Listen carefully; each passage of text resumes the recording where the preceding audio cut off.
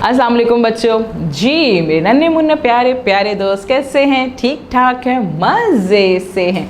क्या कर रहे हैं मेरे दोस्त? जी काम कर रहे हैं। Very good. पढ़ाई कर रहे हैं, खेल रहे हैं, बहुत अच्छी बात है। अच्छा बच्चों ये बताइए कि जब आप कोई काम कर रहे होते हैं, जो काम शुरू कर रहे होते हैं, तो क्या करते हैं सबसे पहले? हाँ, बिस्मिल्लाहिर्रहमानिर्रहीम पढ़ते हैं। शाबाश। जब भी हम कोई काम स्टार्ट करते हैं, कोई काम शुरू करते हैं, उससे पहले बिस्मिल्लाह पढ़ते हैं। बिस्मिल्लाह पढ़ना अच्छी बात होती है ना जी। यही नहीं कि सिर्फ खाना खाने से पहले या पानी पीने से पहले हम बिस्मिल्लाह पढ़ें, नहीं, हमें हर काम करने से पहले बिस्मिल्लाह पढ़नी चाहिए, है ना। फिर हमारा काम बहुत अच्छा होता है। समझ में आ गई ना बात आप लोगों को? वेरी गुड जी। मैं भी हर काम शुरू करने से पहले बिस्मिल्लाह पढ़ती हूँ। ये वीडियो शुरू करने से पहले भी बिस्मिल्लाह पढ़ती हूँ, आहिस्ता से पढ़ती हूँ। बिस्मिल्लाहिर्रहमानिर्रहीम। जी ज़रूरी नहीं है ज़ोर ज़ोर से पढ़ें, आहिस्ता आहिस्ता पढ़ लीजिए, दिल में पढ़ लीजिए, आहिस्ता पढ़ लीजिए।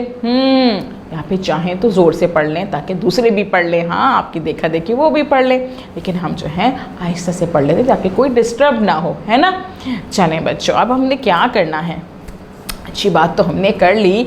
ऐसा करते हैं कि नया सबक पढ़ते हैं। नया सबक पढ़ें। हाँ, नया सबक पढ़ते हैं। नया सबक में क्या करें? आज हम करते हैं आपको पता है जब हम कोई नया सबक स्टार्ट करते हैं तो उससे पहले क्या करते हैं? उस सबक में मौजूद नए अल्फाज की प्रैक्टिस करते हैं। जी नए अल्फाज की प्रैक्टिस करते हैं, उसको समझने की कोशिश करते हैं कि उसका मतलब क्या है, क्या बताया जा रहा है। क्योंकि अगर हमें नए अल्फाज अच्छे से समझ में आ जाते हैं, इसका मतलब ये है कि हमें वो चैप्टर, वो नज़म अच्छे से समझ में आ जाएगी, क्योंकि हमें नए अल्फाज समझ में आ गए। अगर हमें नए अल्फाज समझ में नहीं आएंगे तो हम तो कंफ्यूज ही बैठे रहेंगे कि भाई इसका मतलब क्या है ना। तो बस आज ये करते हैं कि हमारा नया नज़म, जी नज़म शुरू होगी कुकड़ुकू कुकड़ुकू। जी ये नज़म का नाम है कुकड़ुकू। क्या याद आया कुकड़ुकू से? मुर्गी। जी बड़े मज़े की नज़म है, मुर्गी है, चूज़े हैं, बड़े मज़े की नज़म है। लेकिन आज नहीं सुनेंगे ना, आज पढ़ेंगे, बल्कि इस नज़म में मौजूद नए अल्फाज को समझने की कोशिश करें। कल सुनेंगे, ठीक है। चलिए जी अभी करते हैं कि हम नज़म के नए अल्फाज पढ़ते हैं। पहला हमारा लफ्ज़ है ताक। ताक ताक ताक में रहना, डंग डंग डंग डंग डंग। ताक में रहना, नज़र रखना। जैसे मम्मा आप पे नज़र रखती हैं कि पढ़ रहे हैं कि नहीं पढ़ रहे हैं, कितना खा रहे हैं या छोड़ रहे हैं, पूरा कंप्लीट कर रहे हैं, खाना कंप्लीट कर रहे हैं या नहीं कर रहे हैं।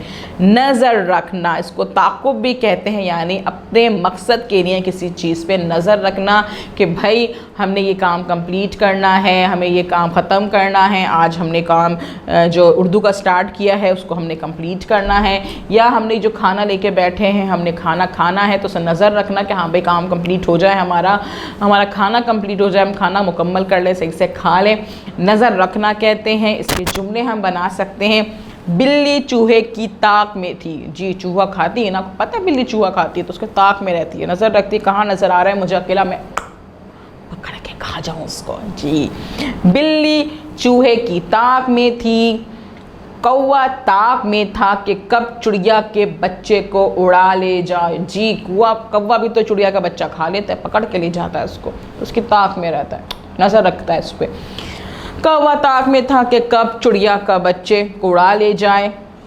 बिल्ली गोश्त खाने की ताक में थी। जी किचन में कभी भी गोश्त खुला ना छोड़ें अगर बिल्ली आपके घर में रहती है, क्योंकि बिल्ली को गोश्त बहुत पसंद है, वो फ़ौरन से खा लेगी, उसके ताक में रहती है, ठीक है ना।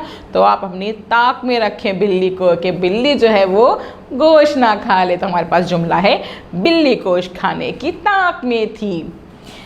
दूसरा हमारे पास नया लफ्ज़ है छुपाना। छुपाना, पोशीदा रखना, छुपा के रखना कहीं। जी इसका मतलब होता है किसी चीज़ को छुपा के रखना। जैसे आपके पास मम्मा आपको गिफ्ट ला के दें, कोई चिप्स बिस्किट ला के दें, तो आप अपने बहन भाइयों से छुपा के रख देते हैं कि भाई वो ना खा लें कहीं, है ना। कहीं आप पढ़ने जा रहे हैं, आप स्कूल जा रहे हैं, तो वापस आके मैं खाऊंगा, तो मैं ये चीज़ें छुपा के रख के जा रहा हूँ, है ना। होता है ना ऐसा। मैं भी अपनी एक चीज़ छुपा के घर में रख कर आई हूँ। हाँ जी, ये होता है छुपाना। इसका हम जुमला बनाएं ताकि अच्छे से समझ में आ जाए। बिल्ली ने अपने बच्चों को छुपा दिया ताकि कोई इनको तंग ना करे। हाँ, ये भी सही किया भाई। मुर्गी ने अपने चूज़ों को परों में छुपा लिया। उसके पर इतने बड़े बड़े होते हैं ना, तो वो मुर्गी जो होती है अपने चूज़ों को परों में छुपा लेती है।